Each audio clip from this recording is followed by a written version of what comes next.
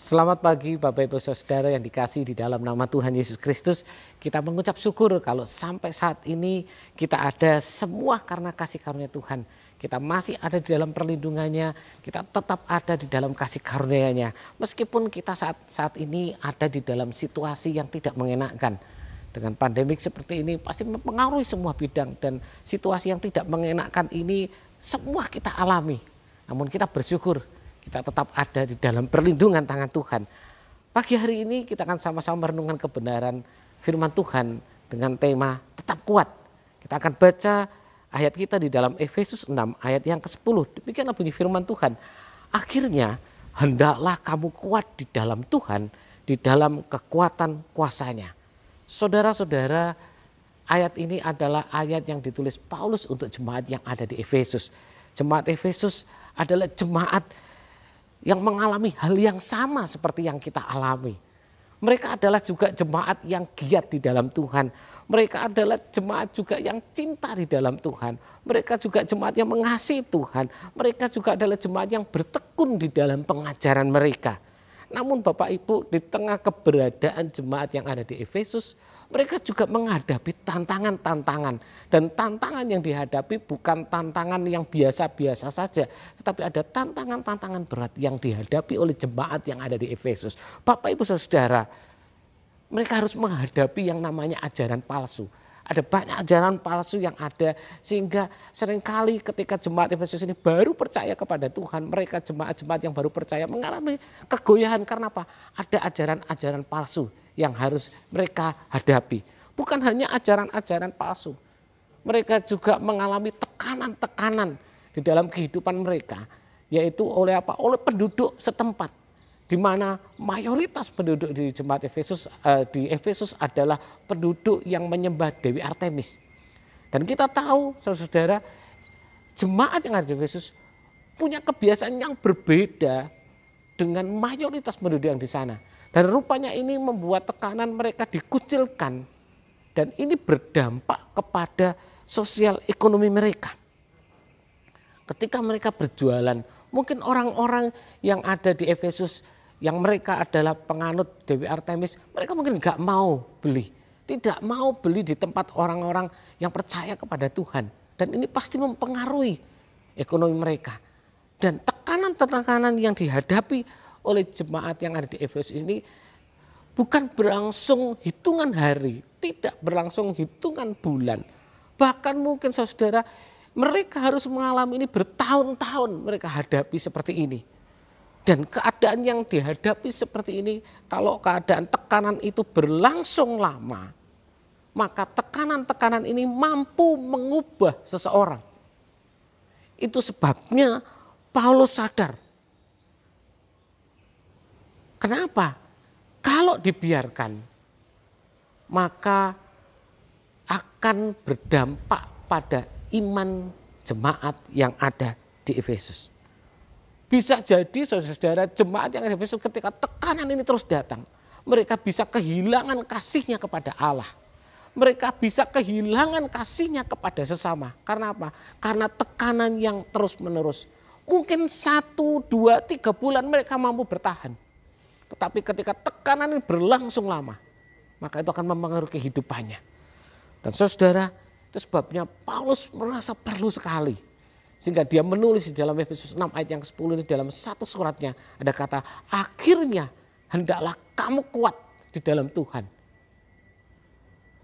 Paulus ingin menegaskan kepada jemaat yang ada di Efesus, hei jemaat yang ada di Efesus, kamu harus tetap kuat dalam keadaan apapun juga. Engkau harus tetap kuat di dalam pelayananmu. Engkau harus tetap kuat di dalam kasihmu. Engkau harus tetap kuat di dalam engkau menanggung penderitaanmu. Paulus rindu bahwa jemaat yang ada di Efesus tetap kuat di dalam segala hal. Namun demikian Bapak Ibu, Paulus juga sadar. Ibarat seseorang yang memiliki kemampuan, dia memiliki peralatan, mereka memiliki keterampilan secara jasmani untuk berperang. Namun jika tidak didukung batin dan roh yang kuat, maka akan sia-sia. Tidak ada gunanya.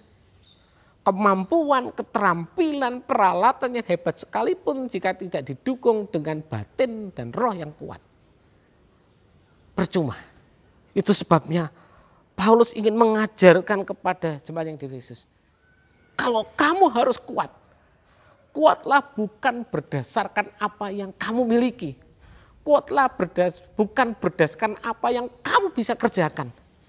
Tetapi Paulus ingin menekankan kepada jemaat yang di Efesus, kuatlah dengan kekuatan yang bersumber kepada Allah. Kekuatan yang bersumber kepada Allah, bukan kepada kemampuan, bukan kepada apa yang dimiliki, tapi bersumber kepada Allah. Saudara-saudara yang dikasihi oleh Tuhan, hari-hari ini kita mengalami hal yang sama. Kita mengalami kesulitan-kesulitan yang sama. Kesulitan mungkin di dalam pekerjaan kita. Kita tidak terbiasa dengan keadaan seperti ini. Kita kesulitan. Mau apa-apa serasa ada yang membatasi kehidupan kita. Kita mengalami kesulitan di ekonomi. Kita mungkin mengalami kesulitan di dalam kesehatan kita. Di dalam sosial ekonomi kita. Dan ini berlangsung bukan 1-2. Mungkin kita nggak tahu kapan berakhir. Itu sebabnya firman Tuhan pagi hari ini mengingatkan kita untuk kita tetap kuat di dalam Tuhan. Kalau kita kuat, jangan sampai ketika masalah-masalah kehidupan yang kita alami saat ini membuat kita akhirnya kehilangan kasih kita kepada Allah. Akhirnya membuat kita kehilangan kasih kita kepada sesama. Karena apa? Karena tekanan yang terus-menerus ada di dalam kehidupan kita. Saudara-saudara yang dikasihi oleh Tuhan, marilah pagi hari ini kita sama-sama belajar juga seperti jemaat yang ada di Efesus. Kita mau tetap kuat. Kuat bukan berdasarkan apa yang kita miliki. Kuat bukan berdasarkan kemampuan kita, keterampilan kita, sumber daya kita. Tapi kekuatan yang berdasarkan kepada kekuatan Allah. Kita berfokus kepada surya kebenaran itu yang akan memberikan kekuatan di dalam kehidupan kita. Kita kuat di dalam Tuhan. Jangan sampai kita menjadi lemah. Mungkin di awal ketika masalah itu datang, kita rajin berdoa, kita rajin menyembah Tuhan. Tapi ketika 2-3 bulan berlangsung, masihkah kita tetap rajin berdoa? Masihkah kita tetap menyembah Tuhan? Ataukah kita justru kehilangan kasih kita kepada Allah? Atau bahkan justru kita kehilangan juga kasih kita kepada sesama? Itu sebabnya tetaplah kuat di dalam Tuhan. Supaya apa? Supaya kasih kita kepada Allah tidak hilang. Supaya kasih kita kepada sesama tidak hilang. Supaya apa? Supaya pelayanan kita tetap semangat. Supaya apa? Supaya kekuatan kita tetap ada di dalam Tuhan. Tetap kuat di dalam Tuhan, bersumber dari kekuatan Allah. Mari kita sama-sama kita berdoa. Kami mengucap syukur Tuhan buat pagi hari ini. Kami bersyukur buat apa yang sudah Tuhan kerjakan di dalam kehidupan kami. Kami mengucap syukur Tuhan buat kebaikan-kebaikan Tuhan dalam kehidupan kami pada pagi hari ini. Kami percaya Tuhan, pertolongan Tuhan tidak berhenti sampai di sini. Kami percaya pertolongan Tuhan akan terus kami alami di dalam kehidupan kami. Pagi hari ini Tuhan, kami percaya Tuhan, kekuatan-Mu. Ketika kami fokus kepada Engkau, kami memperoleh kekuatan yang daripada Engkau. Kekuatan yang tidak terbatas Tuhan. Kekuatan yang luar biasa daripada Engkau. Kami berdoa juga Tuhan pagi hari ini membawa doa anak-anak kami yang sebentar lagi akan memasuki tahun ajaran baru. Mungkin dengan cara yang baru Tuhan, yang tidak biasa kami kerjakan. Tuhan berikan hikmat kepada mereka. Tuhan berikan juga ketenangan damai kepada mereka Tuhan. Kami berdoa juga untuk setiap jemaat Tuhan. Tuhan biarlah Tuhan memberikan tetap kesehatan kepada mereka. Apa yang mereka kerjakan dimanapun mereka berada Tuhan, bentengi dengan benteng perlindungan yang daripada Engkau Tuhan.